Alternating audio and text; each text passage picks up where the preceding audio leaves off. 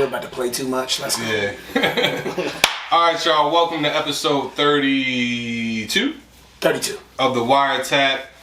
Today we got a special guest with us, a lovely friend of mine I met through Instagram, through some of her inspirational quotes. She is now on the journey to becoming a life coach. This is T. And of course, we got our lovely I forgot. He don't like being called lovely. Our gangster ass co-host Keon. Hell yeah. David Ruffin. You know who I am. And as usual, let's spin that intro.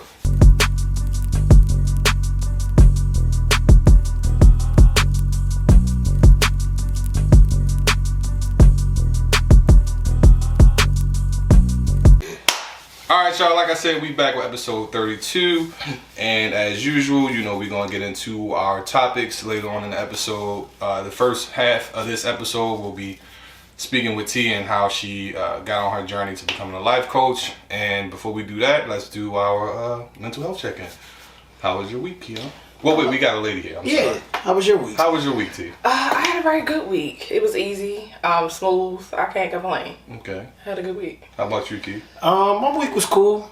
Little turbulence, and throughout the week, what I'm talking about. But other than that, man, dream was cool, bro. No, me, my shit be the same, like, bro. I don't sweat too much shit, so I'll be cool. Right. What about you? My week was cool, nothing crazy. They still on their best bullshit at work, but I've adjusted. Shout out to them. Yeah, so it's like, okay, it is what it is. I'm gonna find my way out.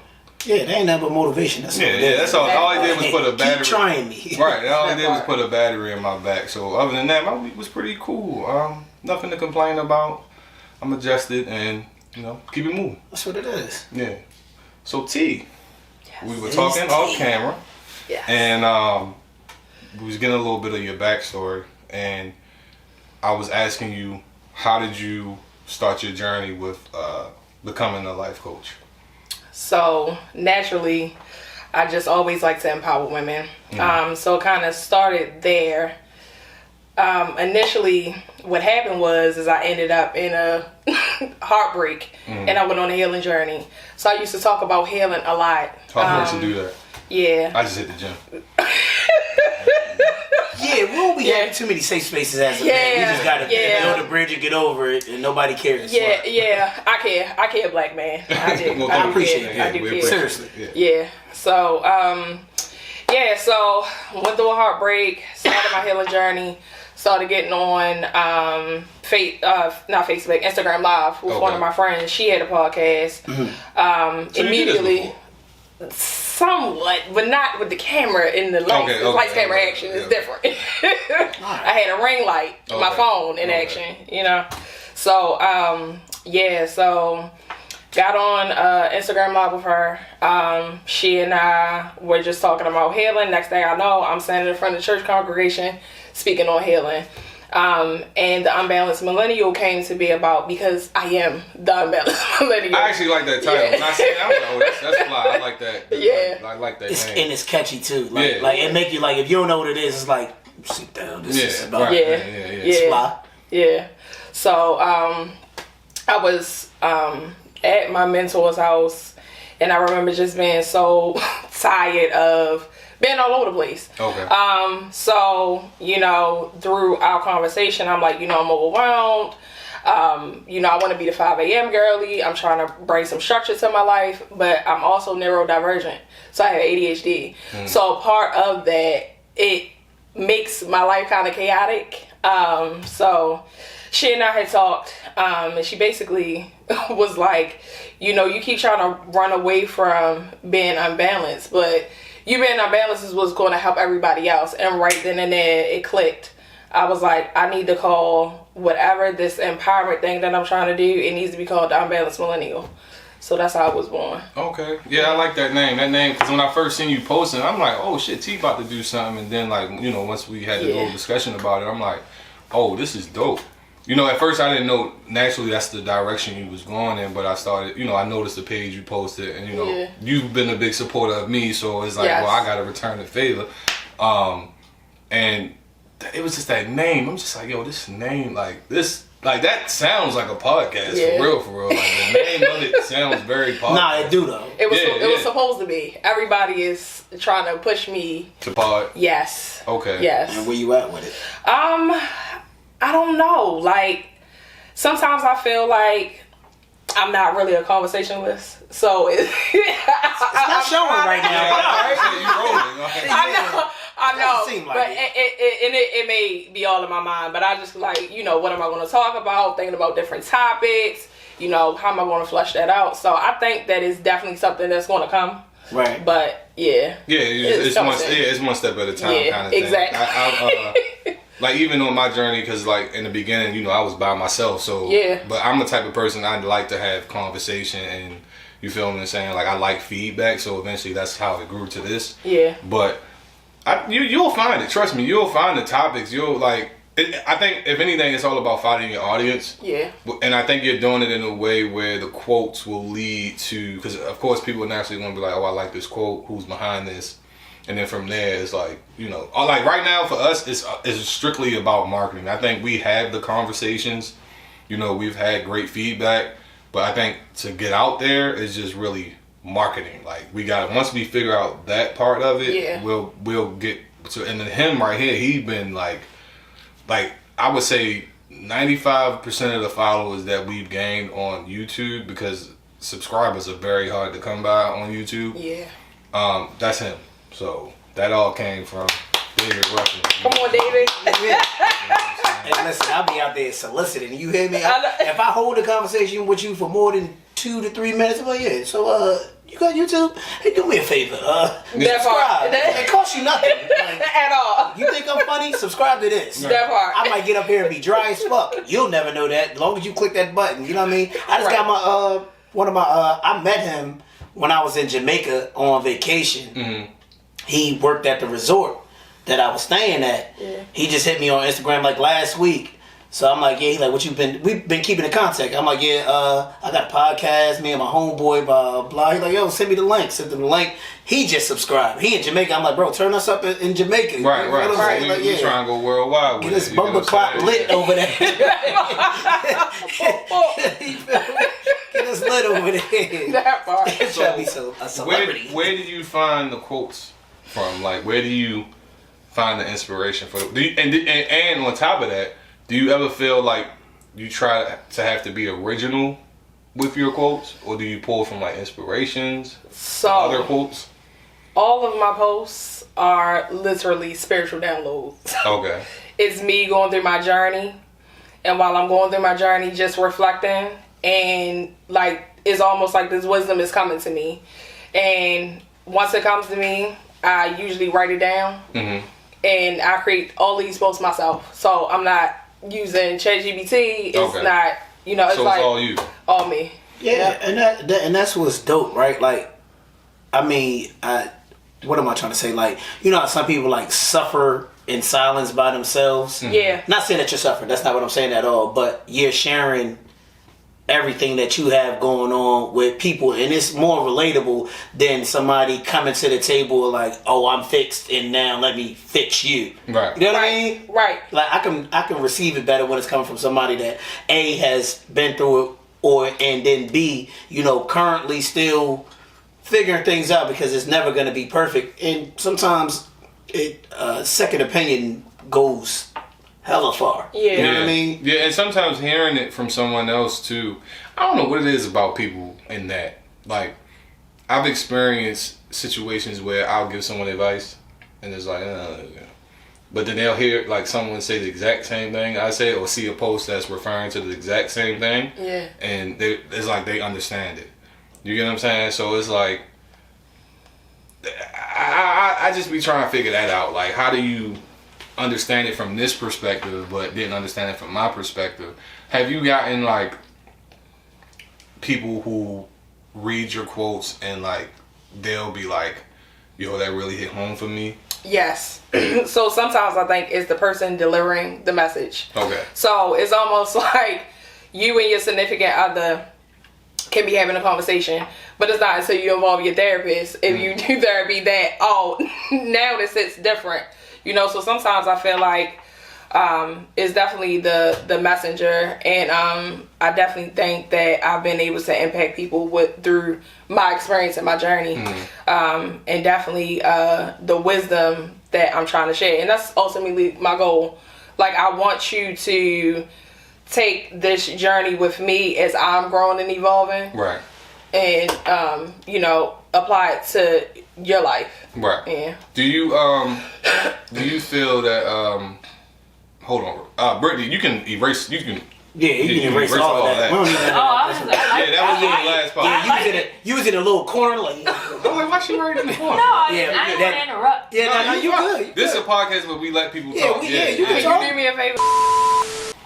All right, y'all, we back. We had to take a quick little break and get ourselves together, and now we are back. I think before we left, we were talking about... I forgot, really. No, we were talking about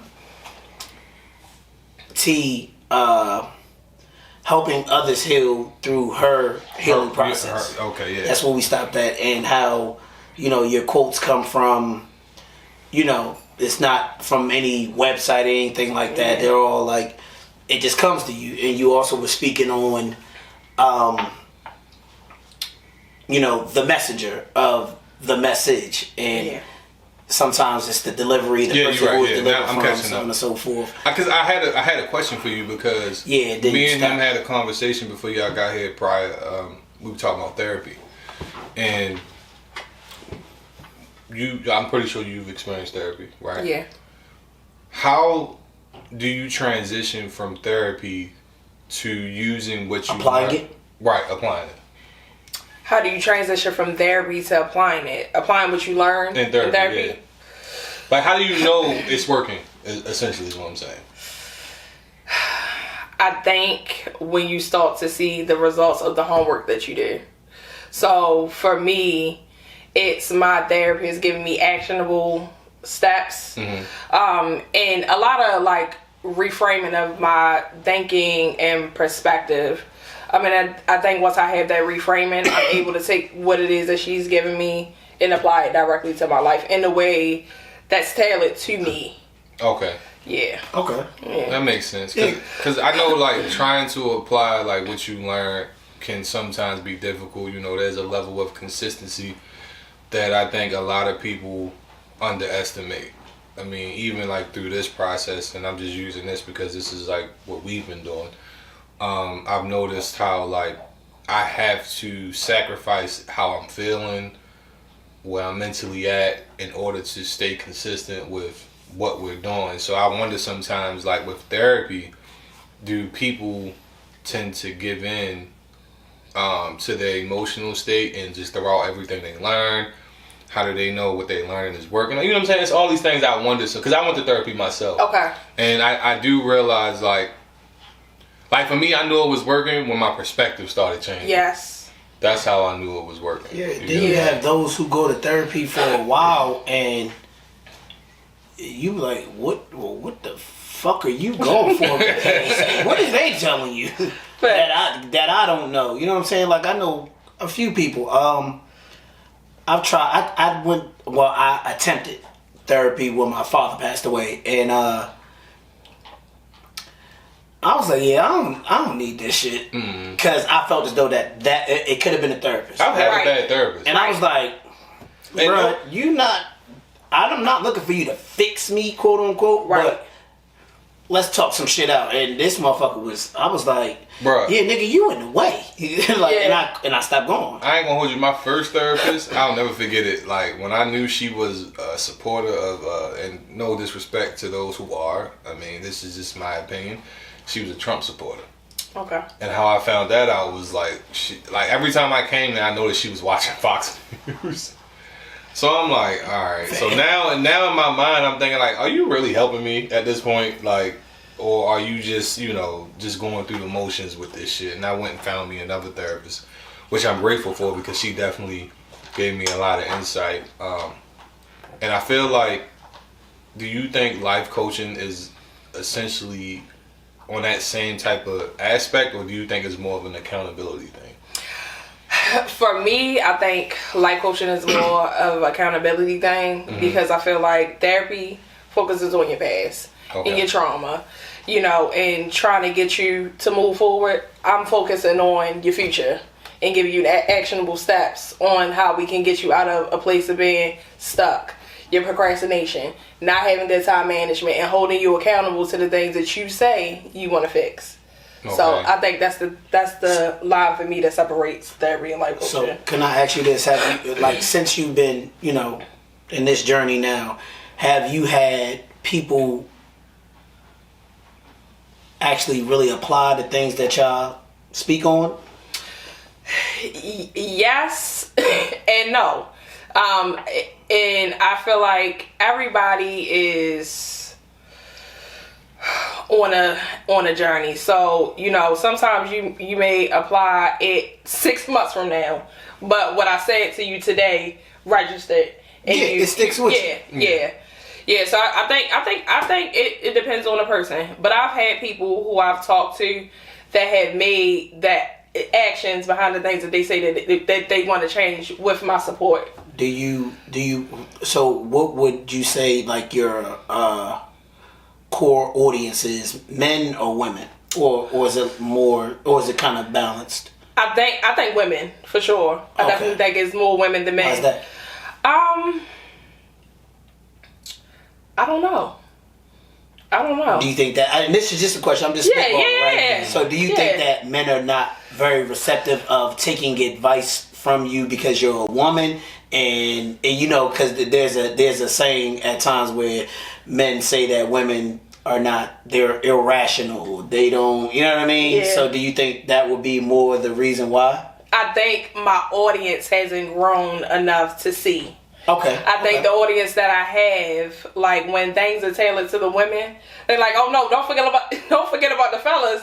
You know, they want to be included. So the men that are following me, but I don't think that my audience is, I don't have enough men in my audience yet to really be able to differentiate. But the men that do follow me definitely take something away from the content that I provide. Yeah, I mean, even if it's tailored towards a woman, I feel as though there's something as a man that you can grasp from it. You know what I mean? Yeah. Like, just because it's like, hey, you're uplifting a woman doesn't mean that it doesn't apply to a man, because they could be going through the same exact thing, but you're just speaking to a woman. But and honestly, the things that I'm posting are not gender specific. Yeah. It's for men and women. I don't follow you as a right this second, but I am, because if Tony told me you was coming on the show, I was like, all right, okay, cool. Yeah. I never say no. If you like it, I like it. You know what I'm saying? But now I got to see it for myself, so I can speak from experience later. So this is right, this is accurate, this is fly, so on and so forth. I need to do that myself. So I make sure I do that. I understand that completely. And you know, like I said, you know, I did get you at your beginning. What was my question? My question was, what do you find from the people who you have had conversation with? What is the one thing that they all share in common when it comes to, I guess, wanting to get things in their life organized? I think self-esteem and belief. Okay. Yeah, belief. I think the first step is to believe that you can do it, and then action will follow. Okay. Behind that. So I definitely think it's like, you know, self-esteem, overwhelm, you know, just being overwhelmed with life in general. Life be life. Yeah, Life be doing it. Exactly. Exactly. Doing it. Life be life. Man. Yeah. And I only ask that because, like I said earlier about the level of consistency, I notice people kind of underestimate when it comes to changing their lives. Like, all right, this is my theory, right? I feel like the habits that people believe they lack, they actually have. They just apply them in other areas of life. So it's like when I used to train people, when I was like really in the gym, the one thing they would complain about is they can't be consistent, right? And I used to be like, well, don't you go to work every day? Look, that's me. Right. Like, I be seeing, but and I'm guilty of that, right? Look, I had a whole membership to LA Fitness. Yes. I was consistent for like a hot minute, me and my brother. Then I was like, I'm skinny. I don't need this. Yeah. But I be like, I say that to say, I be seeing you and I be wanting to say, hey, Tone, look, I want to start coming to the gym with you. But I be looking at the hours that you be in the gym. I'm like, shit, I ain't getting it. What? I only go out of necessity. I don't go simply because, like, Nigga, you look like you like it to me. no, it's really like, bro, I be tired as fuck. I ain't gonna hold you. Like, I get up at what? My clock go off at 3:45. I sit there for 10 minutes contemplating life and all my struggles, wondering, like, is it even worth it? Like, I love food. Let's just fuck it. You know what I'm saying? Like, 3:45, nigga. It's crazy. It's nuts. yeah, but I'm just saying, like, There's no sun. At all. I'm just saying, I sit there for a good 10 minutes. Like, I remember somebody telling me this, and that shit helped me out so much back when I first started. Please drop this nugget. She was like, Yeah, let's hear the this. first 10 minutes is going to be the hardest. But once you get to that 11th minute, you should be able to get up. Okay. So I expect when I wake up, that first 10 minutes, I'm just sitting there like, oh man, I'm comfortable. I don't want to do this. Or I can do it in the afternoon. Then I start thinking about, oh, it's going to be fucking crowded in the afternoon. There's gonna be so many I agree people. with you, bro. Like, And then, like, next thing you know, I'm just like, all right, let's just get up. Then I sit up. Sometimes I lay back down. And then I sit back up. And I'm like, all right, come on, let's go. And I also done things that help me out, too, as far as, like, my gym clothes might be sitting right there. Okay. You get what I'm saying? Or I've even, a visual. yeah, sometimes I've even worn them. So I was like, all right, I just got to get up and brush my teeth. Right. Wash I'm my wearing to face, sleep. and yeah, I can go. Right. You ain't got no excuse. Yeah. Fireman. So I it's like, it's little tricks and tactics that I've applied to help me get up. Now, lately I haven't been as consistent, but I think that's due to the holidays is really kind of rough, but once the holidays end, I'll be back in my bag. But I mainly go because with my job, I don't know if I'm ever getting off at, like, when I'm supposed to get off. Right. Like the other day, like Friday, I got off at 6. I'm supposed to go at 4:30, so it's like that was unplanned. You get what I'm saying? So it's like to sit here and have like a mental note of like, oh, I'm gonna get off at 4:30, and then it's like, well, you might not, Right. and then you gotta deal with that crowd, and a lot of that crowd be younger people. No offense to the young folks, but you know they be in there bullshitting. You'll get people that just be like this. Hogging up the equipment. Yeah, Just sitting there. it's like in the morning I can run through my shit. I ain't gotta really wait too much. So that's why it's like I said, it's more so out of necessity. It's not really out of wanting to. If I could, I would probably go if I had a 3 to 11 job, like that 11 a.m. hour, that was perfect for me. Yeah. I'm gonna try though, Tone. I'm being serious. This is not me just talking. What, as far as getting up that early? No, going to the gym with you. Not. I'm gonna have to get up that early. Yeah, but yeah. I said I'm gonna try. I don't know what I'm looking for in the gym, but I think I need another outlet because I be having too much goddamn energy. One, Yeah. and two, I need to be more productive with my day. I think like it besides goes going into to work. Is that for me? I think it goes into what you were saying earlier about the structure. It's just like, I think for me, Yeah, I need more. Yeah, the one thing I like about going early is like I do feel more energetic, and once I'm going to work, I feel more energetic, and then like I have something to look forward to after I get off. It's like, oh, I can go home and rest. Yeah. I can just go straight home, relax, rest, eat what I need to eat, and watch my little show for 2-3 hours, and then because I'm in bed by 9, so Okay. that's during the week though. But I think ultimately the thing that it brings for me is structure. And I know in life coaching, that's probably like the number one thing is just having that structure and being able to follow a routine. Do you I guess advise the people that you do talk to follow a program or a system for themselves? I give people the tools. Okay. Now, because I am somebody who struggles with discipline and structure. I want to be a 5 a.m. I wouldn't say struggle. I would say you just apply it differently. Okay. Like, I don't think You're right. Yeah, I don't think anybody. I think everything that everybody says they have a difficulty with, it's not that you really have a difficulty with it. You're just applying it to other areas. Like, do you go to work when you're tired? Yes. Do you go to work when you're upset? Yes. Do you go to work when you just mentally not there? Yes. That's discipline. Correct. See what I'm saying? Yeah. That's true. You're right. Yeah, that's Look at you. You a life coach? No. That part. Because my therapist said the exact same thing to me. No, but it's just like when I started going to the gym, that's just how I started looking at it. Like, Yeah.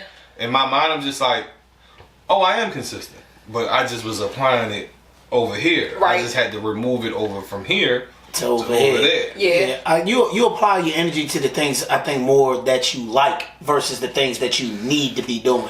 Yeah. Well, I'm just saying, not all the time, but just in most cases, it's like I want to do this, so. But I find I'm that gonna get it done. I find that most people, when it comes to doing the things that we need to do as far as what's good for us, we don't like it. Yeah, we hate it. Like, okay, like wanting to be healthy, that means you gotta eat cleaner. Yes. You know what I'm saying? We don't. Who the fuck wants to eat salads every day? Nobody. Wants to eat I'm a cheesesteak 2 a.m. nigga. Right. Okay. You know what I'm saying? Who wants And to I'm get? fat and I'm laying back eating it. Who wants to get proper rest when you want to go out and party? Who wants to save money when the fucking new J's just came out, or you go into a store and you see a nice blazer and you like, oh, this blazer fire. You know what I'm saying? Right. You know what I'm saying? Like, I feel like anything My money that's management is horrible. I think a lot of men's money management is horrible, Well, which shit. is why niggas gotta be rich. Right. But shit, I can get these. Yeah. No, you can't, nigga. I'll be like, fuck it, Afterpay then. That part, right. I think Afterpay is fucking up a lot of people. No, nigga. real shit. Yo, my Seriously. mother got her shit to 800 once. What? Afterpay. You want to know? Every 2 weeks. I'm her bill. Yeah, 800 every 2 like, weeks. I literally have like, and I'm not exaggerating, I have like, as far as like money that I can use that they gave me, I got about $5,000. I got $5,000 too. Okay. Yeah, because you know they give you a. I need to check mine. I have no Yeah, idea. once you use active. enough, I'm like, I can get that. Yeah. I can get this, and I can they get trust you. Yeah. Yeah, No, right. or trust you to dig yourself in a deeper hole. Yeah, that's- so. Yeah, and I be doing it, and that money come out of my account like goddamn Apple Music. Right. Like, why the fuck would y'all take this shit today? Yeah, I'm all hungry Very as fuck. inconvenient. Right. Yeah. Meanwhile, I'm Right. wearing what the fuck that I just afterpaid anyway. That part. I guess I kind That of part. To get back to your point though, I think a lot of people. I think the one ingredient that people find themselves struggling with is consistency. Because Yes.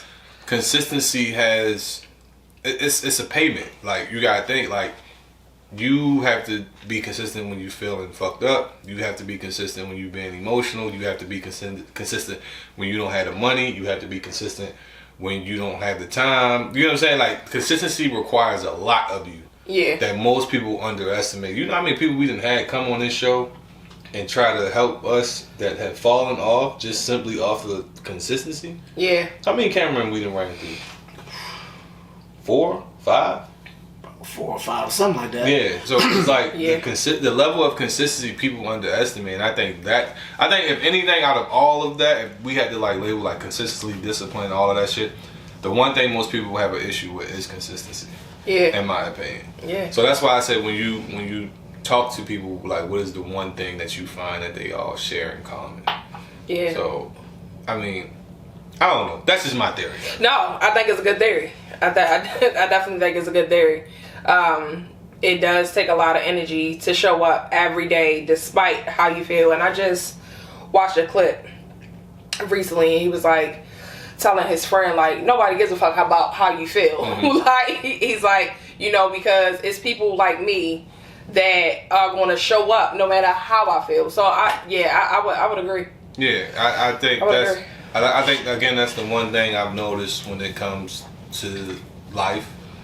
I mean, but again, like I said, it's not that you're not consistent. It's just you're not applying it To a specific area. Yeah. But to Keon's question earlier about, because he said, you know, that your demographic is mainly women. What are some other issues that you find in people's lives with, like, outside of consistency? What are some other issues like? So I created the Unbalanced Millennials modeled after my life. So so I am struggling with, you know, I've struggled with procrastination, time management, self-discipline, fear. You know, trying to overcome all of these things. And the problem that I kept running into is that I would have all the tools. I know what it takes to be successful. It's the application for me. And then that helped me to help other people who are also struggling by giving them the tools to overcome it. So when you got into barbering, were you scared at first? Did you procrastinate at all? No. I know it sounds crazy, but no. He said, nah, I got straight to it. Bro, I really did. No, nothing wrong with that. Yeah, Yeah, right. when you said that, right? Like Disney, I love y'all because y'all be having deep shit in movies that people probably don't pay attention to. So in Cars 3, now you know my son, he loved Cars. Facts. We didn't watch that movie a million, like I can't even count. Yeah, like we didn't watch that movie so many times, and all three of them, all three Cars we didn't watch. But in the last one, I call that the Passing of the Torch movie because it's really Lightning McQueen passing the torch to the other racer who he was originally his trainer. I can't remember the car's name, but it's a part in the movie where she says, you know, I woke up early every morning, I went out, I trained, I did this, I did all that. She was the pink car, right? No, the yellow one. Okay. And she was like, I did everything. And then she asked him, like, how did you know you could do it? And he was like, it never crossed my mind that I couldn't. Yeah. And I thought that shit was like, I was like, damn, Disney, goddamn, here you go again with the deep shit. Right. And that's what it was for me with cutting hair. So that's when you said that, I'm like, shit. Like, and I got it honest because my dad cut hair, and I'm like, shit. I've been sitting in the shop my whole goddamn life. Why can't I do it? Now I was horrible at it coming out the gate, but I wasn't fearful. I was fearless. I'm like, fuck it. Yeah. Shit, worst you could do, you could not like it. And I just stuck with it. I think that's, I've had a million jobs in my lifetime, right? This is the only thing, cutting hair has been the only thing that I have consistently done for 20-something years now. And it's wild. Yeah. And it's not, there's no 401k, there's no health, there's no you're an entrepreneur essentially. And it's either I'm gonna get up and go get this paper, or I'm gonna be broke. You know what I mean? Like I'm not structured enough to go to anybody's 9 to 5, and I knew that a long time ago about myself. I gotta be here at 9 and I gotta stay till 5. Yeah, that doesn't work for me. Yeah, and you gotta take a 30-minute break. That doesn't work for me. I don't get 30 minutes. This doesn't work for me. Right. I can't do this. I respect that. And cutting hair was like, yep, this is it. This is what I like. I get to talk shit all day, play, make money, take a break when I want to take a break, so on and so forth. You know, schedule my schedule according to tailor fit me. Alright, I know I don't want to get up at 8 a.m. to go cut hair. Let me just go ahead and just block my schedule so nobody can book for that appointment. Right. I'm good. Yeah. So now I know I can have I'll take another shot or whatever it is that I'm doing. I can stay up and watch TV. Yeah. And I've always known that about myself, that I'm not cut out for corporate America. Yeah. I'm just not. I'm not a free spirit to the none, but I like to do things on my term. Yeah. And my term only. I'm not good with. I don't like anybody telling me what to do. Yeah. It's just not my thing, especially when it comes and I down to saw work. like that you were having some issues with a job on Twitter. We're not going to, of course, name the job, but have you figured that out for yourself? So we're figuring it out. So I left the job that did not serve me, and I'm in a new job, and I had to make some sacrifices. But overall, my mental health is so much better. I could not create for the Unbalanced Millennial while I was in a job. Like, my creative juices were not flowing. I felt very trapped, stuck. I was dealing with anxiety. It just wasn't a conducive environment. Yeah, for your life in general as a whole, like the work-life balance these days, bro. sucks. I get up like no matter. I done went to work with hangovers. I done went to work dead tired, and it's like when I step through that door, nigga, I'm here. Let's do this, and I'm ready. Like, let's take last night for instance. I took my kids and my granddaughter bowling, and my my family and everything like that. He's 50, bro. It was a granddaughter for me. I was like, how old are you? I'm 40. I got a granddaughter though. But yeah, I took them out bowling, me, my whole family, my sisters, so on and so forth. But I wasn't tired. I knew I had to be to work at 8 a.m. I still wanted to hang out for a little bit longer, so I hung out a little bit longer. I didn't go to bed till and I'm being honest, 2:30-ish, maybe a little bit later. But I had to be in the barbershop at 8 a.m. I was very much so tired. Yeah. But once I got in there, hey, good morning, everybody. You look tired. Yeah, I am. But I'm cool. I got through my whole day. Yeah. Same energy.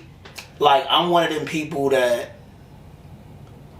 if I'm not like how I am right now, somebody like, what's wrong? If I'm quiet, they're like, what's wrong? Because that's just not my nature. Energy, Right. My energy is always that's up. You would think that I'm happy all the time. And I do be happy majority of the time, but I do be going through shit mentally. But when I'm in that barbershop, none of that shit matters. Yeah. I'm happy. Let's do this shit means now. You like what you do. Yeah, I love what I do. Yeah. Well, yeah, you love what you do. I love what I do. Like, and I think that's like the biggest thing. Like, even when I talk to my little young male clients that come to the shop, bro, like, that's one of my main things. If nothing else, like, bro, find something that you actually truly love. Yeah. You look at me and be like, yeah, I want to be a barber. No, you only want to be a barber because you see me. You come in here, you see my sneakers. Yeah. Right. Nigga, I have past due bills. I swear to God, I do. Yeah. I'm on a payment arrangement with T-Mobile as we speak, nigga. Right. Don't look at me and think I got it all together. But I enjoy what I do. Find something that you love and do that. What I am scared of, to answer that question, like, I've been in the shop that I'm in for 5 years. What I am scared of is going to another shop and starting over. Yeah. And the grass may be greener on the other side, but I'm like, damn, what if I lose But you some of have my rapport clients? and relationship. Yeah, I do, but I also have to factor in that I'm going to lose some of my clientele because some people are loyal to the area. Yeah. Yes, me, but the area, it's convenient for them. Yeah. If I was to go open up my own shop in the city, I got a lot of clients that's a little uppity, like, not Baltimore City. Right. Yeah. So now I got to get a whole another demographic. So that's one of my fears as far as, like, when it comes down to cutting hair, like, starting over. But I've done it. You know my situation. Yeah. I started over in 2019. Right. Literally.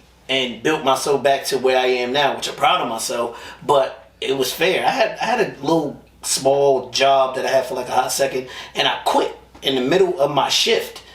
Yeah. Literally. It was back to school 5 years ago. My homeboy Ron called, like, bro, you got any time today? We packed in here. We need barbers, blah, blah. And I kept telling him I was going to come back to cutting hair, but I knew I needed structure, guaranteed money. I quit in the middle of my goddamn shift. And mind you, I didn't even have my license at the time. My license was suspended. I caught a lift in the middle of my shift at that job and went up to that barbershop, and I ain't looked back since.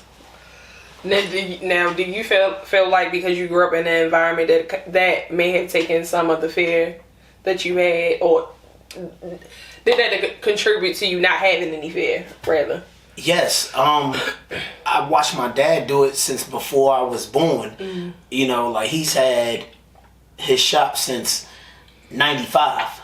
It's 2024, God rest his soul. He passed away in 2020, but nonetheless, I grew up in the barbershop. I'm like, this shit is fun. I see the drug dealers, the hoes, they in here talking shit.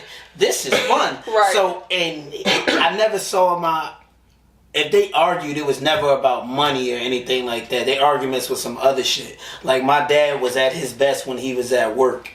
You know what I mean? Yeah. And I'm like, this shit is kind of cool. And I was like, shit, he could do it, I can do it. I try to model myself behind him in a lot of good and negative ways, but model myself. I'm like, shit, if he can do it, I can do it. And I didn't know if I could do it, but I wasn't scared to do it. And it really... It panned out. I swear to God it did. I was like, shit, alright. We're going to take a quick break. We're going to come right back and get into more with T on life coaching, because I got some questions that I've been thinking of. He wants you to fix his life. Okay. No. Yes.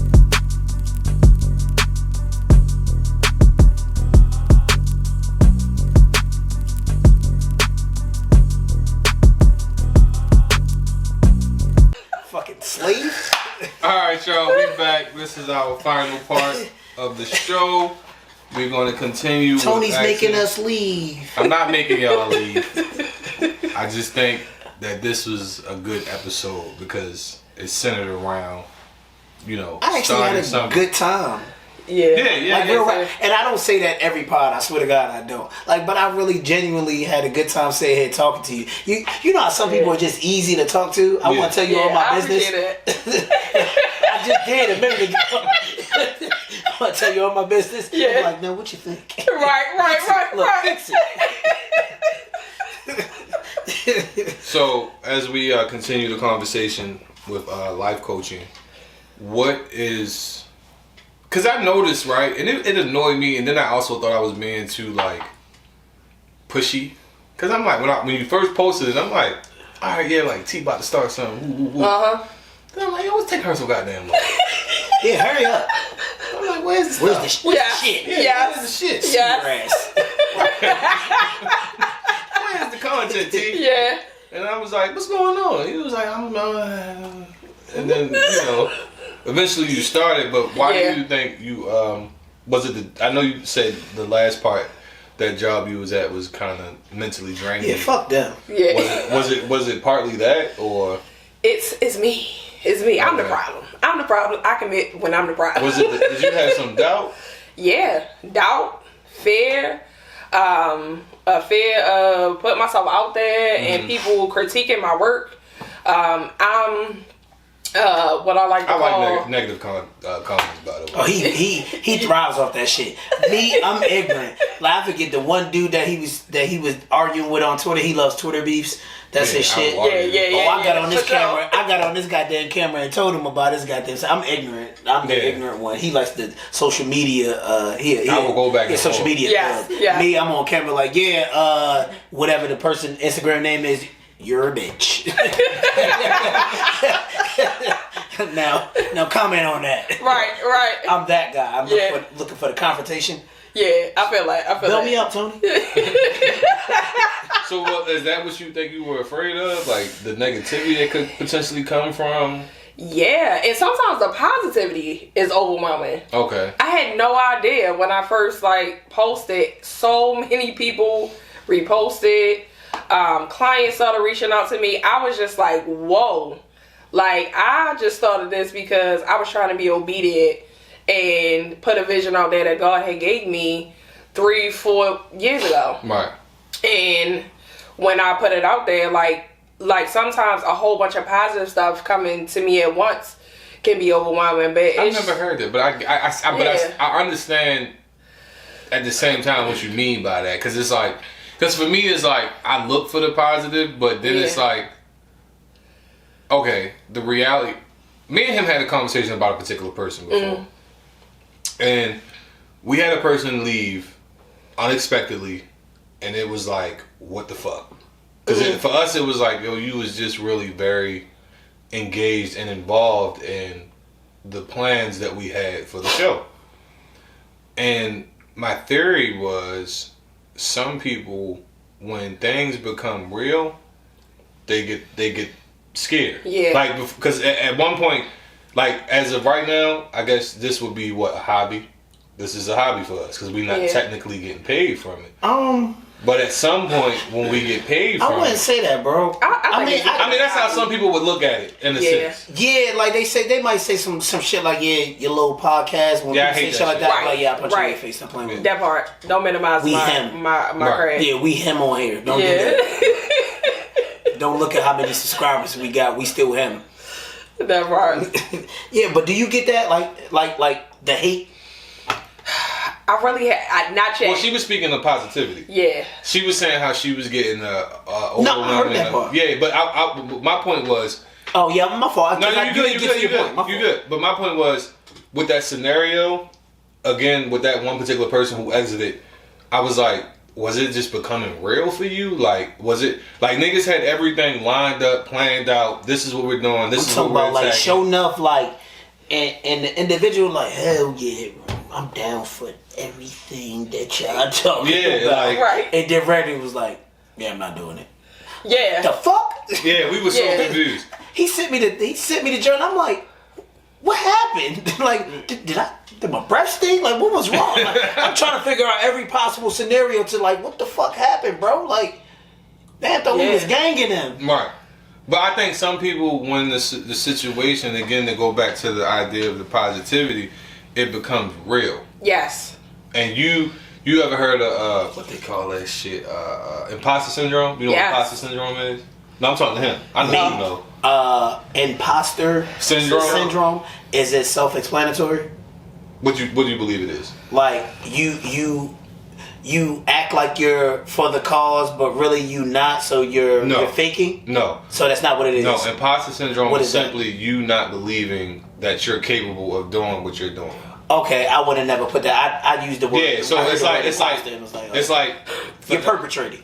Not necessarily. You feel like you're perpetrating. Oh, so it's like us. We call ourselves podcasters, right. But because we don't reflect a certain number or some things, we may feel like we're not podcast. It's almost like for instance, when I make beats, and I remember when people used to call me like, "Oh, you a producer?" and I'm like, "Nah."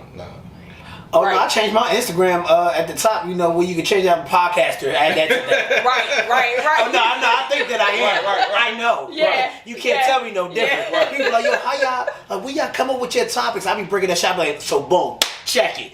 Right. Like, I am a podcaster. Right. But that's good information. Like, I know a bunch of people who have imposter syndrome.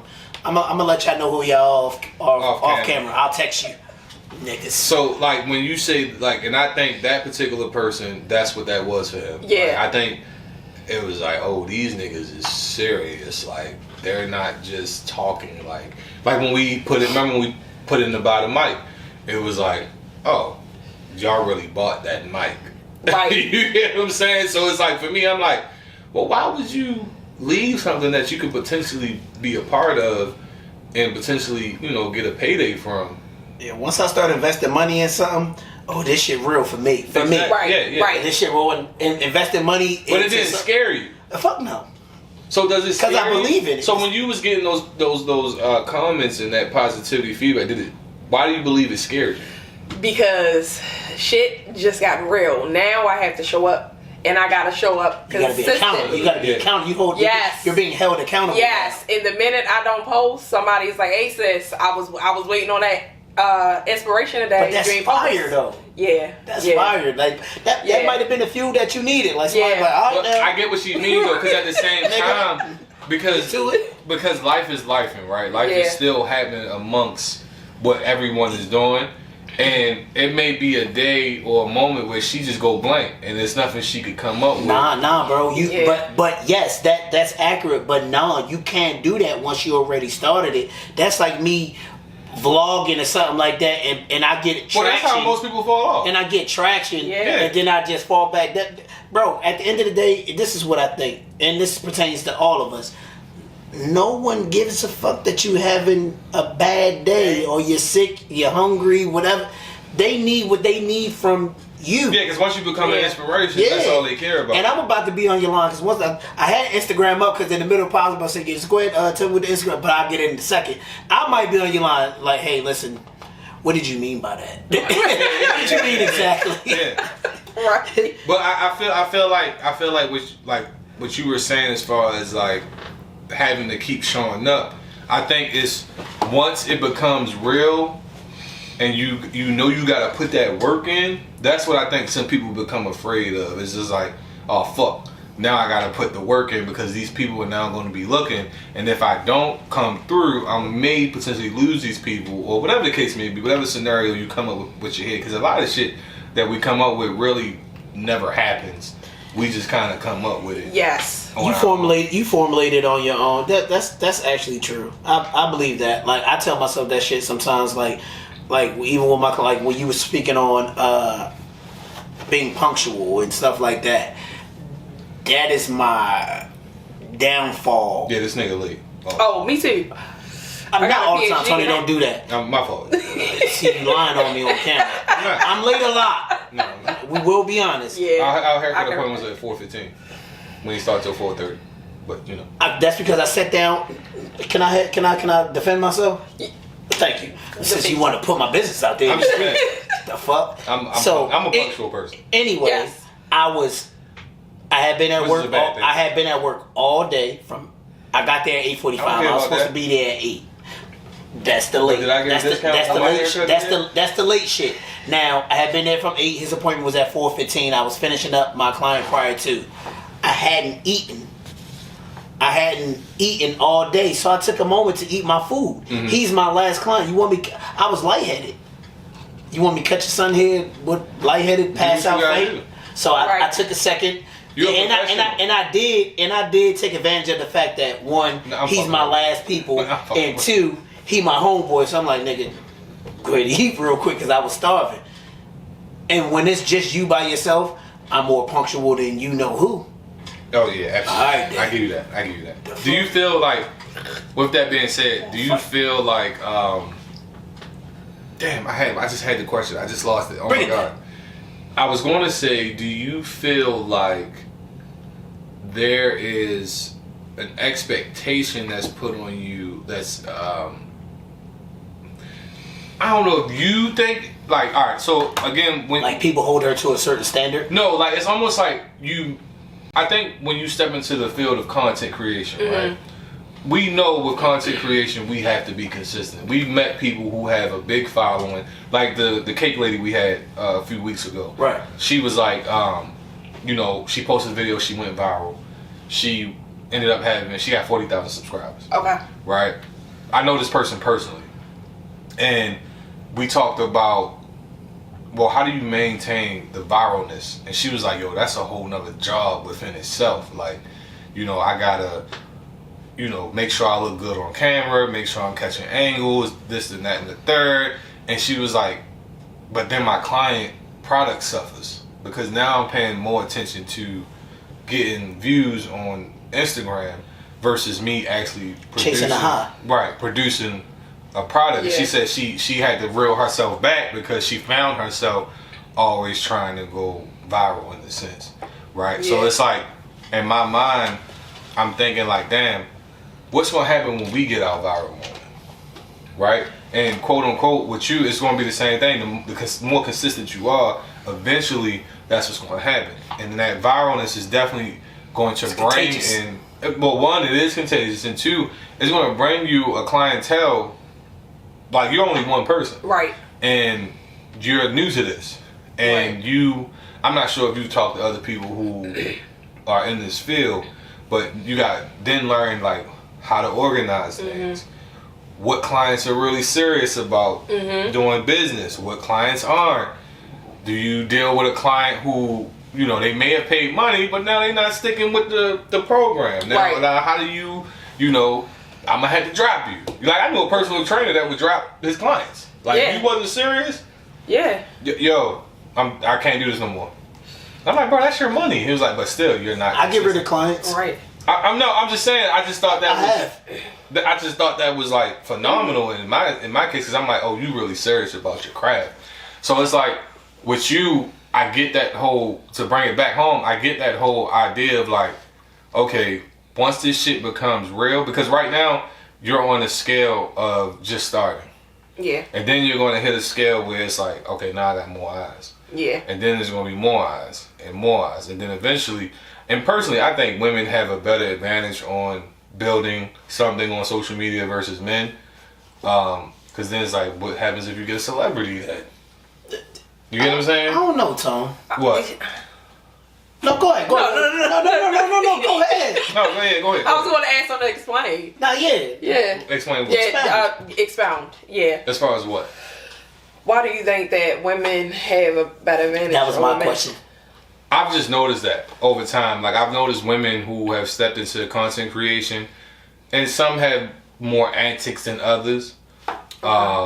I've noticed they can build a following much more faster than most men. Like, if you are an attractive woman, you have a certain shape, certain style, whatever the case may be, you will get more traffic. Traffic. Yeah, to your page versus if a man... I mean, that's because niggas is creeps, so... Well, that's part of it, but essentially Instagram's whole ideology is the traffic. They want to see that traffic. You get that traffic, you get that money, you get what I'm saying? That's how it works, you know what I'm saying? The more traffic you got, the more, what they call them, advertisements you receive. And it's like, because I'll be saying shit online and I just be like, how the fuck did this go viral? Like, and it's just be a woman in a bikini and she's just... Right. Like, hi guys. And this is like, oh, okay. That's no, you know the ones that kill me is the white women that be up there that be like, hey black man, I'm here for you. I'm like, bitch. So excuse me, like, what the fuck do you know about me?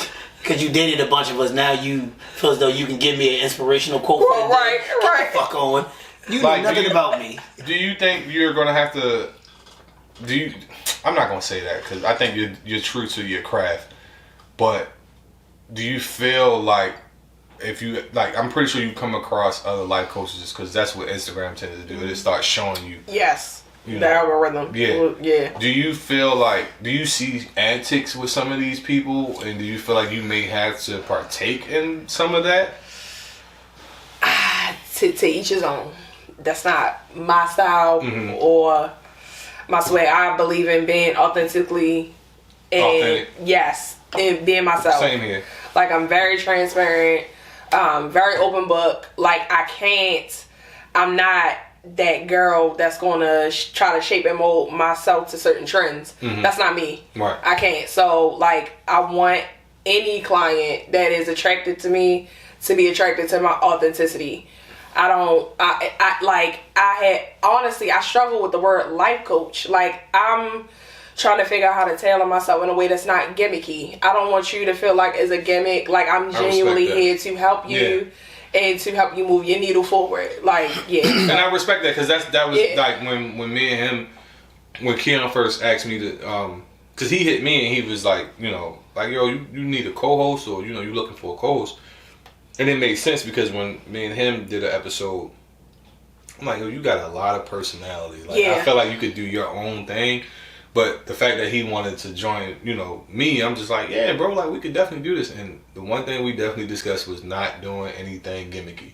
Yes. We didn't want to do anything. We didn't want to do anything. No. We didn't want to come on tamarines and shit. Yeah, we didn't want to come up. We didn't want to, like, even some of the like topics that tend to start leaning to relationships, we try not to stay in long because we don't want to be combined with that whole movement of men and women, and you know what I'm saying. Yes, do we talk about them?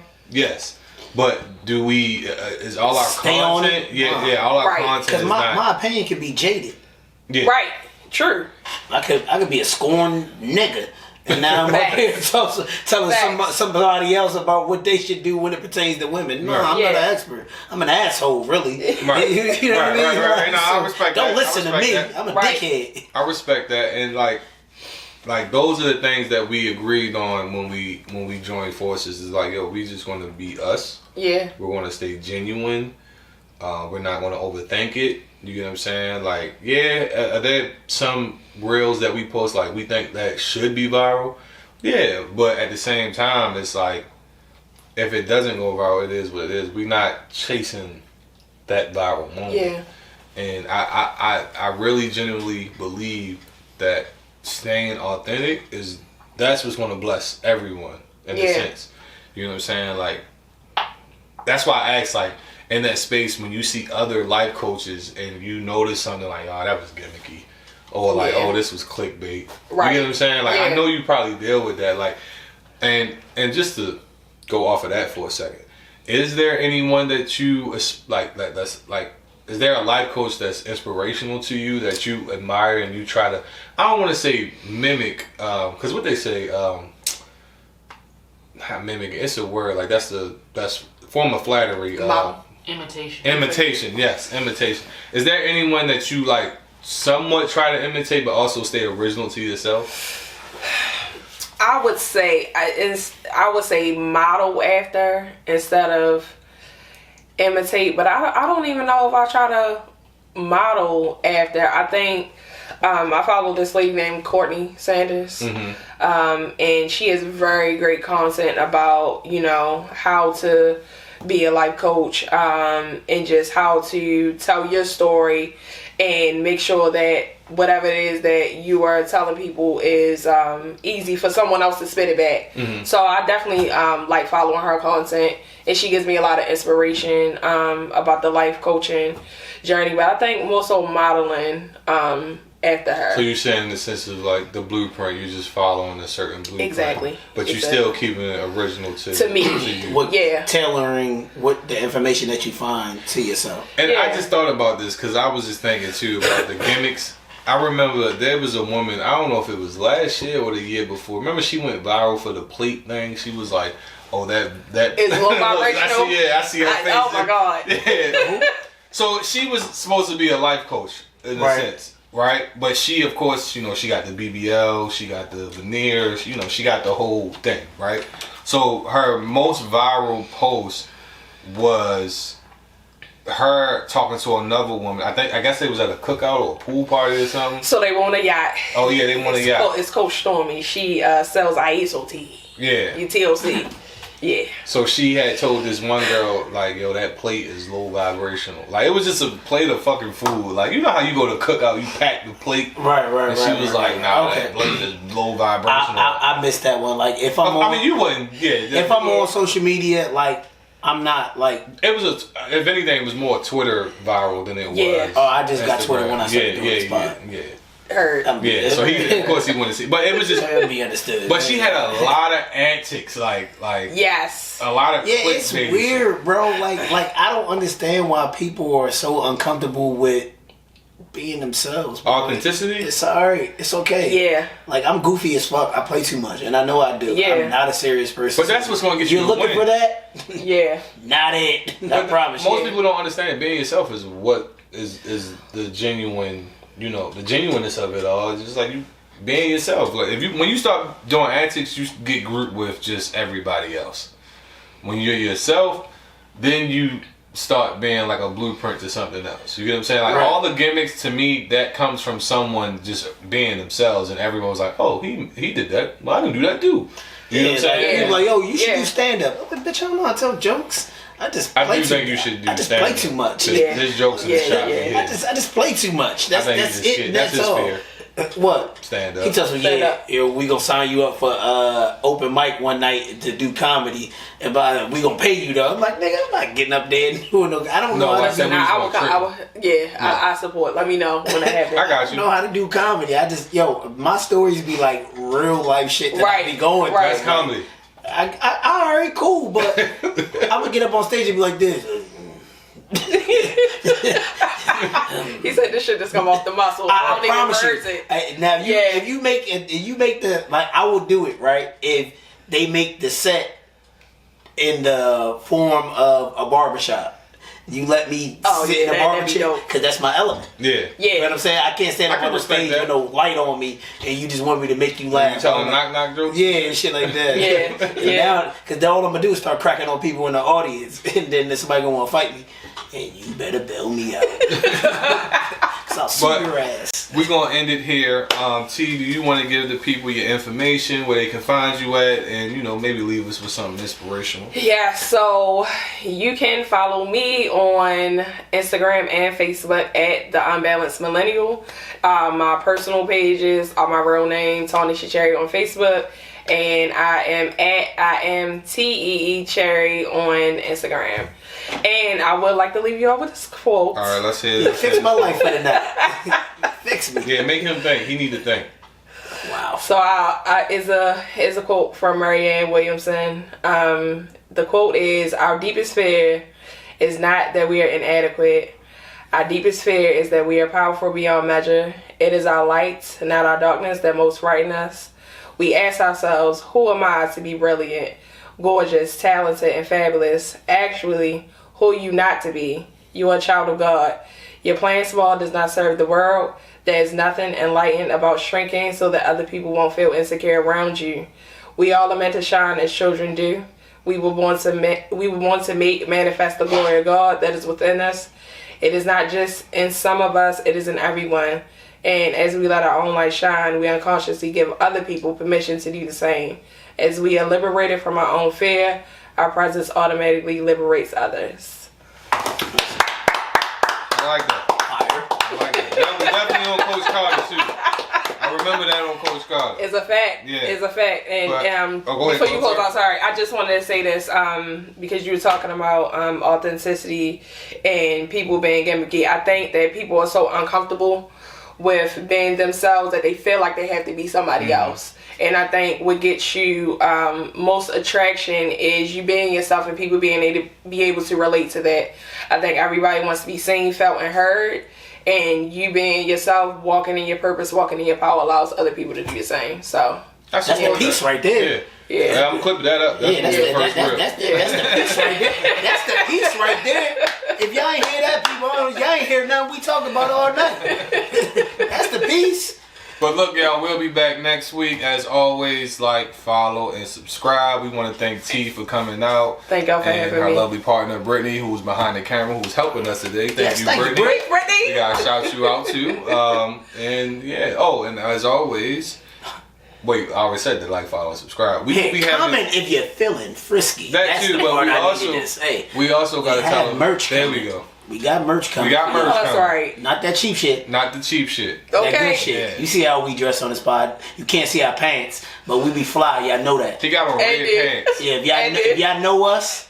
Red leather pants. Yeah, They not leather. I ain't on my Eddie Murphy shit. But I'm fly always. Y'all know that. So is this guy over here. Indeed. You know what I mean? All right, merch y'all. coming soon. Top of the year. You heard? What's up, Baltimore fam? It's your girl, Tawneisha T. Cherry, creator and founder of the Unbalanced Millennial. You can find me on social media at the Unbalanced Millennial on Facebook and Instagram. If you want to book a session with me, you can click the link in any of my bios. Peace.